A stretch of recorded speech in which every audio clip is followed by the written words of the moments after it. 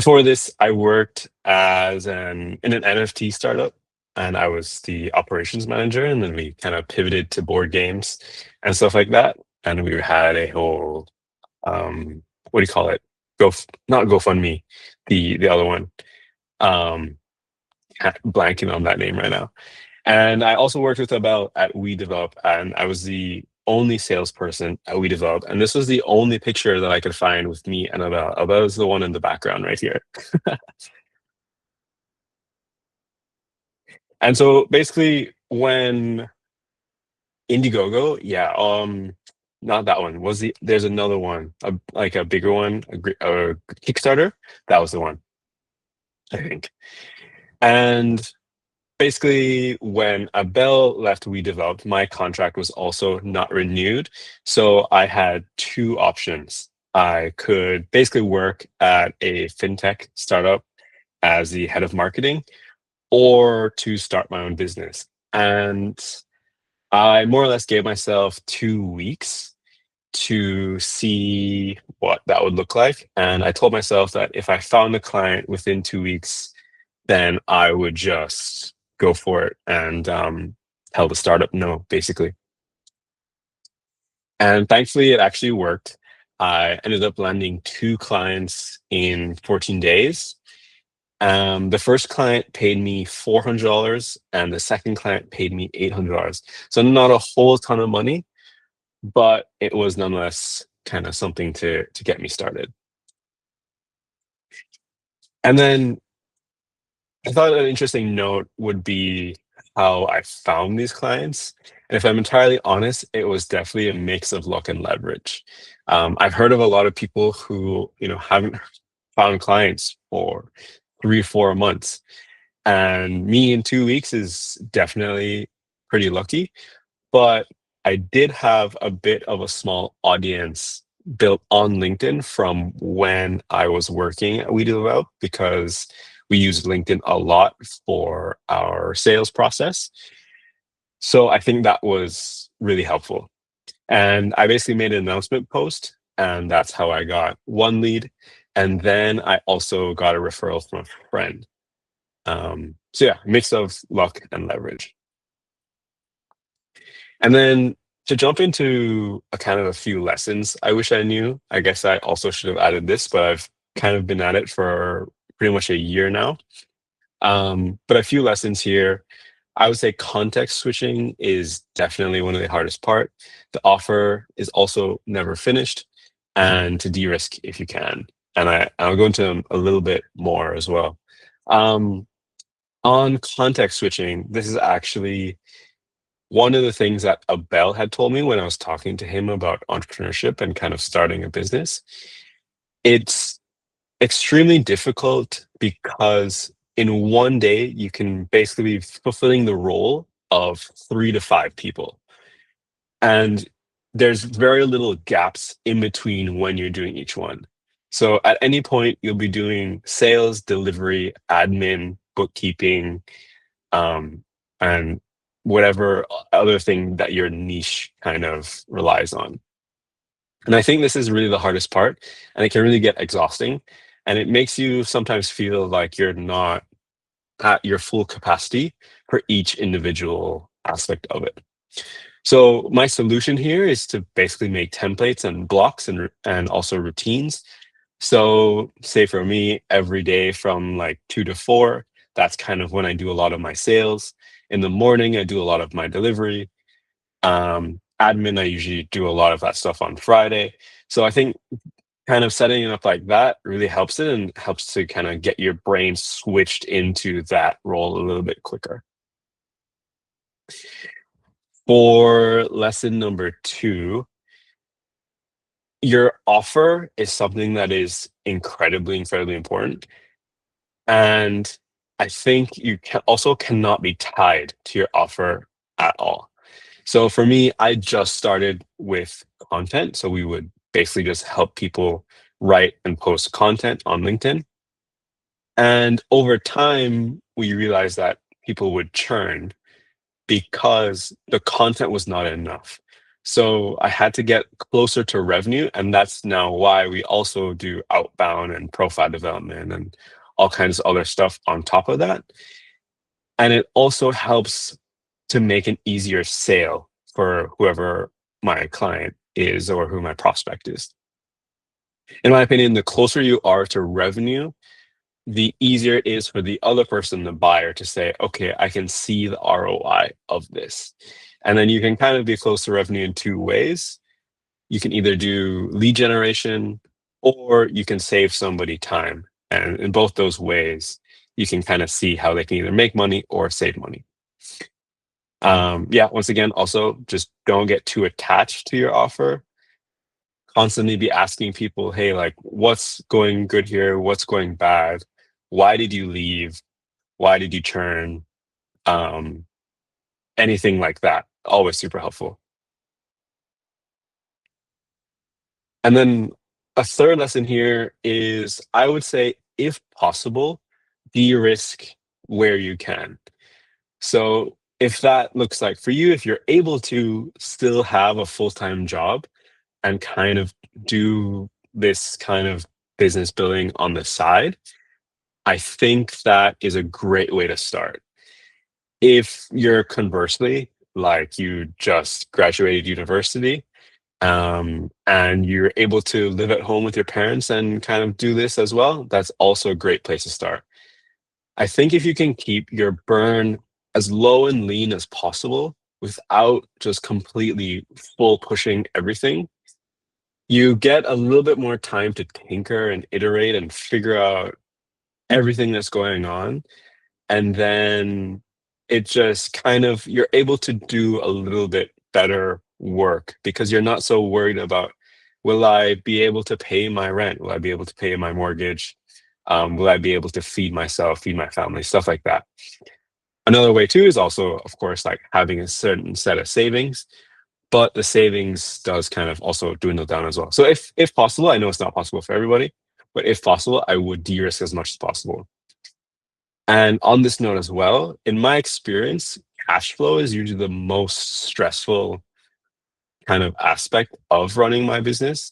Um, we are not super high ticket, but like medium-ish ticket. Our average retainers are anywhere from like 2 to 3 thousand a month, and so cash flow is one of the hardest things to deal with, just because if you don't have a lot built up over time, you kind of get salt later on, because some clients will pay upfront, some will not, some will pay a little bit later.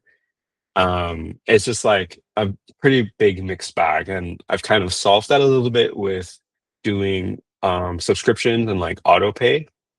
But yeah, cash flow is definitely one of the biggest thing, and hence why I really recommend de-risking until you kind of can meet a certain level where you're comfortable. I had a client who he worked at Google. He was like a Google Ads, and he has a Google Ads agency now. And he actually didn't start his company full time until his revenue, his monthly revenue with the company was equal to his salary at Google. And I think that was probably a really great way to look at it. And then I just had a quick note here on picking a niche, because I think it's something a lot of people struggle with and they don't know what to pick. And I think there's a few things to kind of really think about. One, your background. What have you worked on? What is really interesting to you? Um, what do you have leverage with? And what do you know about what's really niche? Like, do you know really kind of semi-niche software? Like, are you really good at working with HubSpot? Are you a data engineer that like knows Snowflake really well? Kind of, if you can leverage a lot of these things, that's really useful. For me, my kind of mechanical engineering background helps me work with a lot of technical people, and I can kind of understand a lot of technical aspects to building a SaaS or building something similar that maybe other writers or creatives might not get. Number two, your network. Who do you know that can actually help you? And how can you reach out to your network to, get those first customers? How can you say, hey, I'm starting this thing. Do you know anybody that's interested? It's really, really valuable, and it's kind of a little bit hard to get into, but it can be a really, really great way to figure out what niche works for you. Same for tools. What tools do you know? What tools are invaluable? What tools do other people not know? What are you really good at in terms of tools? Same with like the HubSpot and Snowflake example. And then interest as well. What is really interesting to you? What can you see yourself working on for a long time? And what makes you excited to work on? You probably won't be excited to work on everything about the business. Like for me, I really can't stand bookkeeping, but you have to do it anyways. But you need to pick something that is, pretty interesting and makes sense for you. And because motivation is super, super important at the end of the day, when it's kind of just you to propel yourself forward, then interest and motivation is really one of the only factors. And then the third one I say is money. Who has enough money to pay you what you want to be paid? I think it's a really great way to look at it going backwards. So, an example that I like to reuse quite often is I personally probably wouldn't sell a resume building service or a resume building, maybe a software because it's a little bit cheaper, but a resume building service is probably one of the worst things that you can sell because you are selling to people with no jobs and hence they don't have a lot of money. So, what is something that you can pick that where people are able to really, pay you what you want to be paid, and it also makes sense for them in terms of ROI. Like for me, I kind of have moved from doing smaller marketing agencies to more like design and development studios and kind of stuff like that. And that's mostly because the retainers that they have, their average contract values are much higher. They're paying like their clients pay them 20 to 50K. So if they're paying me 2 to 3, the ROI is much easier to see. They really only need to land like one client, and that pays me off by 3 or 4 months. So definitely think about what niche and kind of group of people would be able to pay you and pay you what you want to be paid. I think that was kind of my last little slide there. I definitely glossed over a ton of stuff, so feel free to ask me any questions. I know, sorry, I did not hit the whole half an hour. Sorry, Alejandra. That's fine, thank you. I actually have a question is for the pricing. Do you have a formula or a strategy to know how to charge for your services? Because Um, I think that's something that gives me struggles. I'm a designer, sometimes I don't know. yeah, for sure. I think to it to be vague, it can depend. I think it one depends on what your service is. So there's some services that are very wide, like let's say website development, for example. There's people who will charge $100, $500, and then there's people who charge $50,000. So you need to determine like what kind of feels right for you and what feels valuable. And the difference between the two of those is A, somewhat experience, but also two, who they're selling to. So if you're selling a website designed to a health tech company, they're probably much more likely to pay a much higher rate because they make more money. So your service is more of a drop in the bucket, if that makes sense.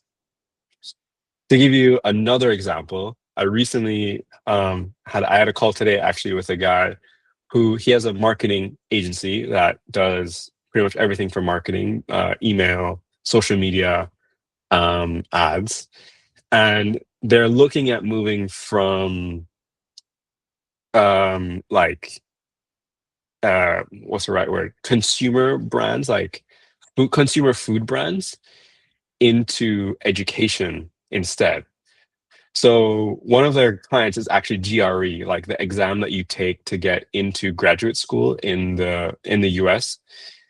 And he told me that making that move because it's 10 to 15% more work, but one client for GRE or one customer for GRE is like they would pay them like $80,000, but one customer for a food brand would pay them like 50.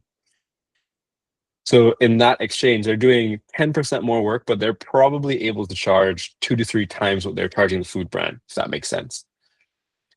And then in terms of how I would pick my pricing, I would honestly just go on ChatGPT and be like, hey, like, what's the range here?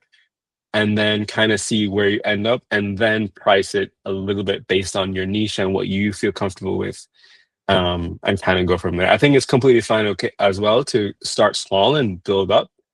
Um, if you're familiar with Alex Hormozy, he I think in one of his books, he's like, I told one person, and I did the same thing. I told the first person $400. The next person I told $800. The next person I told $1,200, $1,500, $2,000. And then I've kind of reached a point where people are like, I don't know, that might be too expensive. I'm like, okay, like the right price is $2,000 or whatever it is. And I hope that answered the question. Yeah, definitely. ChatGPT is always helpful. And I think I like this idea to build pricing, talking with the customer. Yeah, for sure. And also your pricing can depend on who your customer is as well. Hey, thank you. That's a good one. Yeah, no problem. Niche. Misha, do you have any questions for me at all? I guess one of them was regarding, which I don't know if you would be covering, is like with different AI tools, if there's like a way to do that. And then also if, say, I wanted to do white labeling with certain service, if certain things to add to my stuff, could I do that as well, right? Yeah, for sure. So I'll speak on the white labeling first and just kind of what my experience is with it. Actually personally don't have any experience with white labeling myself, but one of my like the same Google Ads client, he was white labeling his service to another larger agency. So if you can form that partnership, that's a really great way to kind of build more stable cash flow and revenue. I think the hard part there is just finding the right partner. You said Mhm. media marketing. I'm assuming that's some kind of like paid ads or graphic design. Yeah, Um, a little, because I have a background in 3D modeling and animation. So, okay, nice. Yeah, so if you can find like, I don't know, yeah, a partner who is like a big animation firm for like tech SaaS or whatever, I'm just kind of hypothesizing. Mhm. And you really get it wrong, you really like their work, and they're basically just outsourcing to you. It's really a great way to start even. Mhm. And then you could even start building like your own company from that as well with like that cash flow and that revenue. Mhm. Um, yeah, it's just the hard part would be like finding the right partner. I think that won't screw you over and won't kind of like just go to somebody else that's cheaper, if that makes sense. Right. And I will say too, I've also worked a bit with video games, and with that, I've always thought, like, could I also try and maybe make fan art or something like that of a certain company product? Interesting. As like a way to get into the company or to get like, Maybe, yeah, or at least get them to partner with me. It's where I could kind of like they could see, okay, yeah, he can replicate the kind of stuff that we do, essentially, without mm, it going into copyright laws, obviously. yeah, that's an interesting try. I don't know anybody like I'm kind of a little bit removed from like video games and that whole world. So I don't know if like people have done that before. That's maybe the first thing I would look at and see, has anybody had success with this? And then if so, how can I replicate it? If not, why not? And can I make a solution? Or if not, is it just something that doesn't work? If that makes sense. But I will tell you that when I was working at the NFT company, our main designer and artist, she was something that came from doing fan art for the company. So maybe in a smaller company it could work really well, like smaller video game studios. But that's also just like my one-off outlier experience. So take it with a grain of salt. Right. Totally. Thank you. What was your question on AI tools?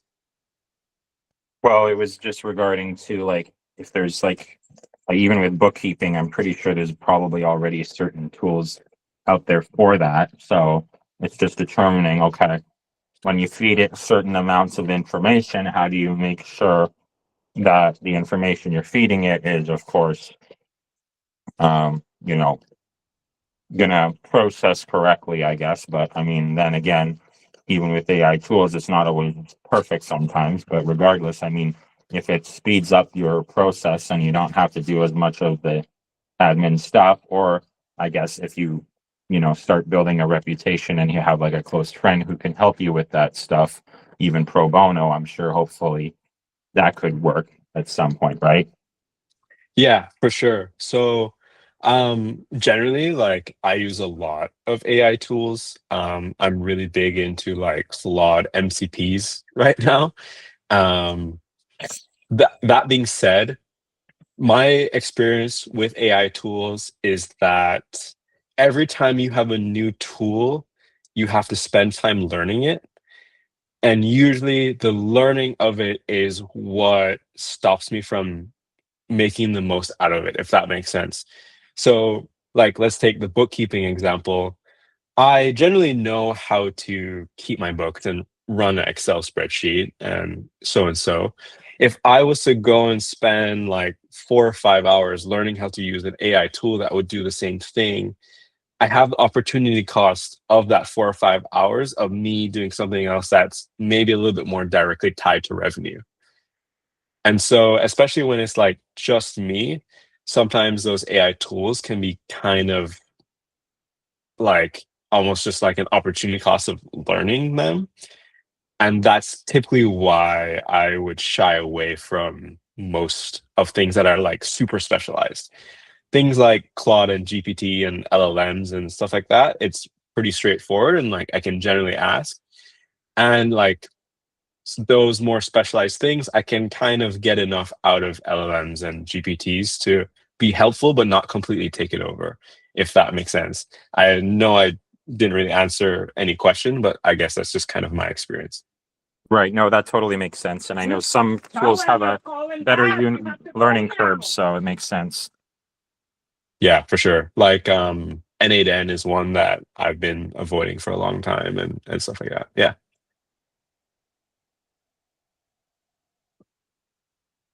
Anybody, Alejandra, any other questions? Yeah. Returning to the marketing side of the presentation, you have like a content strategy or a structure or something that you follow for your post, for your content? Um, I And do. Yeah. mhm, Um, how you can reach your clients, your people, your audience? Because you yeah, mentioned that you build a community. How you do that? right. So I think you before you answer that question, you have to step back and say like, who is my client? Who is my audience? So for me in like B2B marketing, it makes way more sense for me to build an audience on LinkedIn versus Instagram because there's more people who are B2B on LinkedIn and like more CEOs, more C-suite, more directors, stuff like that, than like the random person on Instagram who's like living in, I don't know, wherever, like Peru or whatever. That just wouldn't be relevant to me. Mhm. So that's the first Like part. it shows the correct platform Right. So for at one, the definitely, first level. yeah, Mhm. choose a correct platform. Second of all, you kind of have to say like, okay, how do I talk to this person where I'm solving their problems. So a lot of the work that we do with our clients is we are basically answering their ICP's questions through our content. So something that we do is we take their sales calls and we run it through an LLM like ChatGPT, and we ask, hey, what are the questions that come up the most frequently? And then we take that, and that's how we make our content. We answer those questions so that when somebody who's in our ICP sees it, they're like, oh, this person is an expert. They understand the problem that I'm having and they can solve it. And like on that note, and how do you get those people to see your content? It really just depends on the platform. If it's Instagram, LinkedIn, or YouTube, or anything else, then that kind of is very specialized to those channels. And the most optimal thing is very specialized for each one and kind of a little bit different.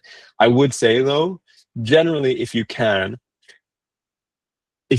funnel people to a place where you own the audience, that is very beneficial.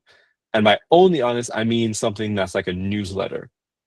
So if you can get people to sign up for your newsletter, that audience or a community through a platform like School or Walk, then those people can almost never be taken away from you. So if, say, you have an Instagram and you have 50,000 followers and you're selling some kind of course, if Instagram decides that they want to kill your account, that's kind of all your revenue just gone. Like you're toast. But if you had a newsletter, you can speak to them more directly and you can say, hey, I'm in your inbox. Hey, I have this thing. Hey, I'm solving this problem that you might have. If you want to buy it, here it is, if that makes sense. So it's kind of you're closer to them in terms of trust. And also, it's kind of a lot harder to have an email list taken away from you. I kind of went on a bit of tangent. I hope that was useful. Yeah, totally. I actually took a course on email marketing, so I think probably it's a sign up from the universe. Yeah, no, for sure. Emails are really, really powerful. Mhm. And right now as well, Substack is a really great platform for that. Oh, I didn't hear about that one. So it's kind of like a mix of a social media-ish, like almost like a Twitter kind of situation, and a newsletter. So somebody can sign up for a newsletter, and you can also post like thoughts or notes, as they call them. And I think it recently got a big investment, so it's growing quite quickly. Okay, And it and talk. Oh, sorry, is Go it ahead. is it also with connect have any similarities with RSS feeds and MailChimp and stuff as well? Sorry, you said RSS feeds and MailChimp? Yeah, is there connection to that with Substack as well? I don't think so. I don't think you can link the two of them because Substack is its own kind of. It started as something like a competitor to MailChimp. Yeah. So it's kind of its own platform. You might be able to like finagle it with some sort of automation or something like that, or just like import your email list and like send them both if you have the two. But I Mhm. don't think there's like a direct connection. Oh, okay. And talking about platforms, do you have uh, like a favorite artificial intelligence platform that you can share with us? Um, I use both ChatGPT and Claude in terms of just like straight LLMs. I use Claude. I use ChatGPT for more basic Mhm. stuff. So Like like copy. Mhm. more like I use it a lot for learning. So if there's a YouTube channel that I just don't really have the time, I'll just take the transcript and put it in ChatGPT and say, what are the key points from this? I use it a lot if I have like random thoughts of, I don't know, the other day I was like, like, what would it be feasible to have a boutique hotel marketing agency in the Caribbean?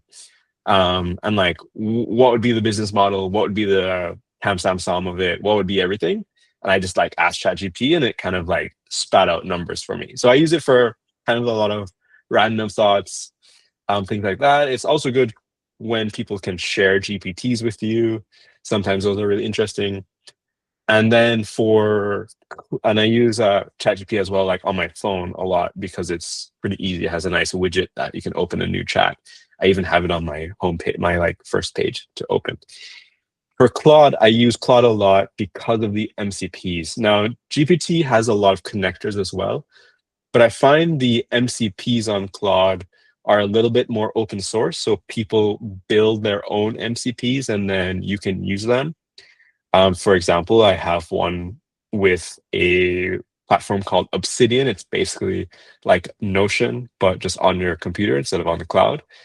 And so somebody built an MCP for it, so I can use my Obsidian as a database for Claude, if that makes sense.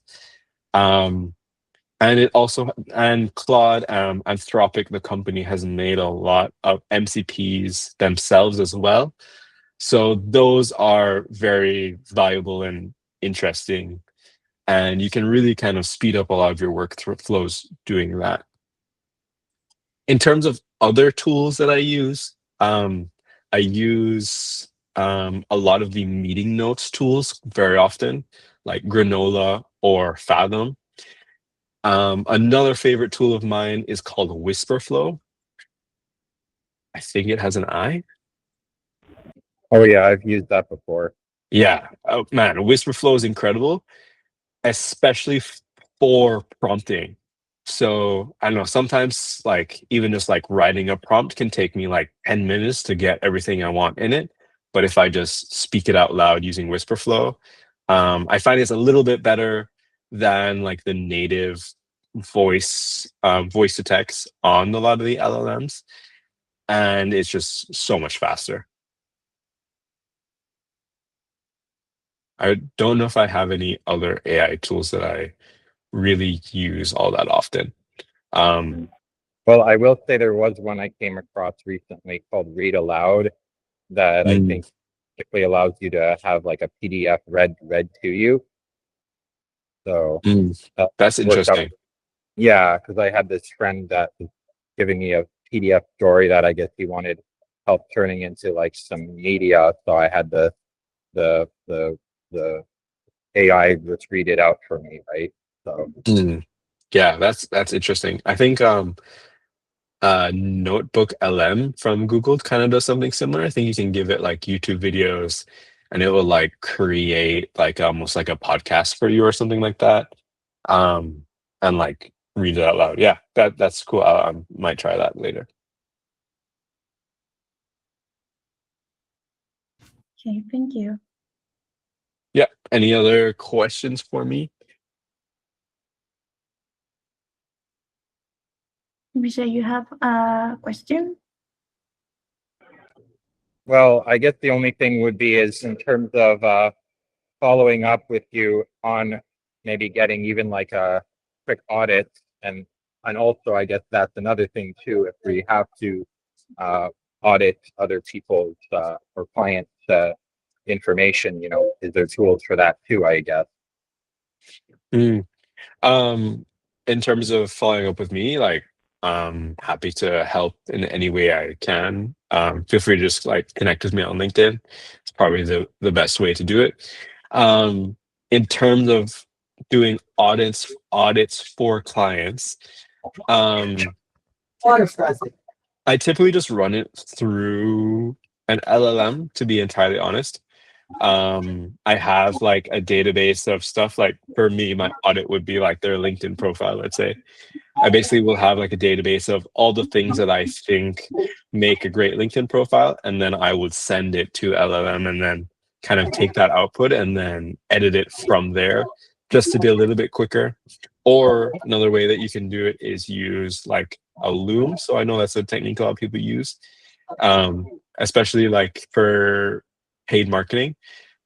The same client, he would do is if he got interest, he would say, "Hey, I'll do an audit of your ad account and tell you where you're spending money that is just kind of a waste." And he would just record like a 5-minute Loom video and send that to him. And I think that's a really great way to kind of like build trust and build expertise. Thank you. Yeah. Hope that answers your question. Sometimes, sorry, I've been rambling quite a bit.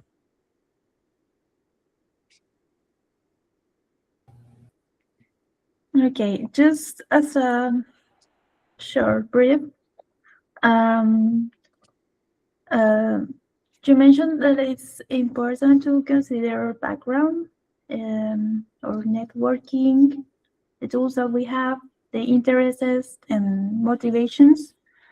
And you also mentioned the templates and routines. Right. Can you please talk us a little bit more about routines and templates? Have some Yeah. questions? Yeah, sure. So I think I was talking about routines in terms of context switching. Um, I'm a very routine person. And so I like routines that I do kind of the same thing every day, because that just helps in my brain, especially if it's things I don't necessarily want to do. So for an example, for me to do my own outbound sales, um, if I leave it towards the end of the day, like in the nighttime, I'll it's much easier to convince myself that it's not worth doing than if I do in the morning. So I almost force myself to do in the morning so that I make sure that I do it every single day.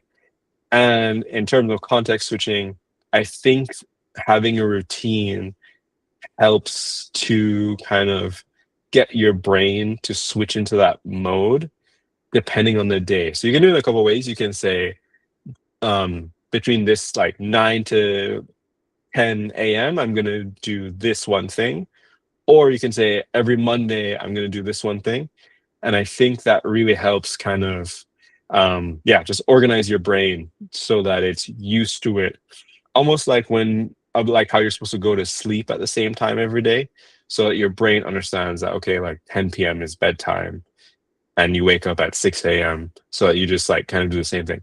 That really works really well for me. I can't guarantee it'll work for everybody, but I'm just kind of somebody that needs to do the same thing all the time. I hope that was helpful. Yeah, yeah, it was helpful. I think it's structure is very important, especially if you are doing everything by yourself. But as a creative, what happens if you have like a blockage in your creativity and you don't know how to solve something or create something in a specific moment? Right. Yeah, that's a good question. You kind of have to have self, I don't know what the right word would be. The word I want to use is like self-soothers or self-motivators. So for me, I go for a walk. If I really can't figure something out, I just go outside and I go for a walk. And I come back and I say, okay, like I'm gonna think about it and then come back. Um, Sometimes too, I'll like change, so I'll go to the coffee shop down the road and sit there instead. Sometimes that helps. Yeah, I think when you're doing creative work that's kind of on a time frame and you're feeling unmotivated, you kind of have to figure out what works for you to re-motivate and re-inspire you to kind of, figure out that problem that you have. Yeah, thank you. I think it's different for everyone. For me, Yeah, it's for sure. also very, very helpful to exercise or Yeah. for a walk. Mhm. Exercise is helpful. Sometimes for me too, like even cooking can help, like just to not think about it for half an hour and then come back to it. Um, on the flip side of that too, I have some sort of minor ADHD. So sometimes if I'm really motivated to do something, I have to finish it then, or else when I come back to it, I won't have the same kind of like rapid fire thoughts and ideas to kind of get through it in the same way that I could have before, if that makes sense. Yeah, totally. I also have those like creative rush. Yeah. And which is honestly really annoying sometimes because you just want to go to sleep, but you kind of have to do what you have to do. And you probably wake up at 2 a.m. with a creative idea. Yeah, sometimes. Okay,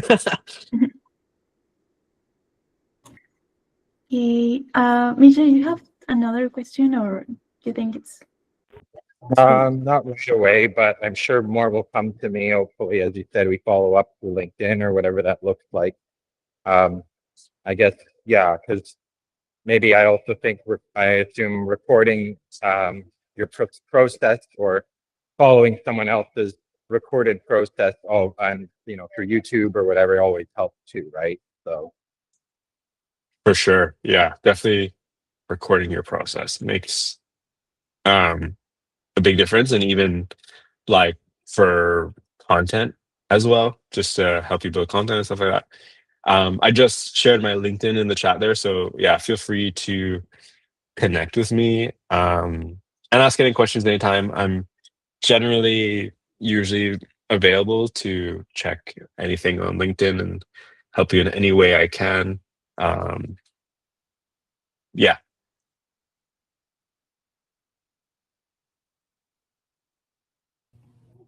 Thank you. Thank you for sharing your experience with us.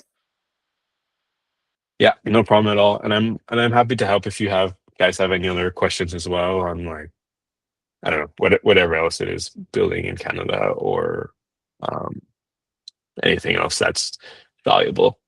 Paying yourself, um, that one is a whole bag of worms as well. right. Well, with I think the we can. pay, I'll quickly say that like I also was trying to add like a PayPal business account, I guess. So hopefully there's more platforms that can easily integrate that, right? So Yeah. On that note, are you in Canada, Misha?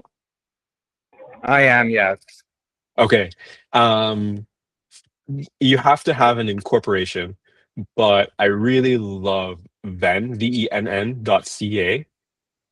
It is basically like a business bank account, and it's much better than using like RBC or Scotiabank or any of those.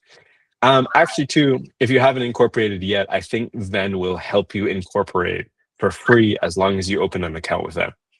Okay. Yeah, please send the link over. Yeah, for sure. I'm a huge fan of Ven.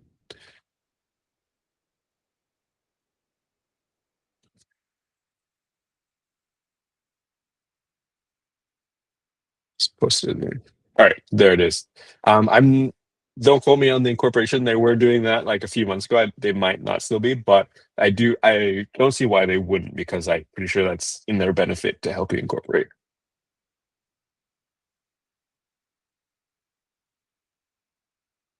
And you can also take payments through Ven as well, which is really helpful. They just connect to Stripe, and yeah, super easy. Okay, thank you for the fun.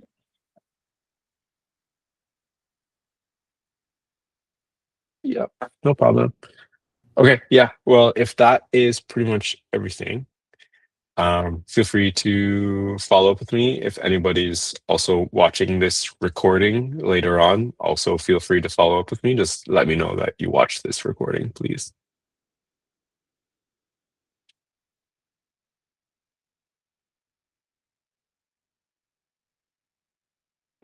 I think you're Bye. muted, Alejandra. Sorry. It's okay. Thank you, Max. Thank you, Misha, for attending the meeting. Okay, no problem. See you guys. Thanks again. Bye. Thank you. Have a good night. You as well. Bye.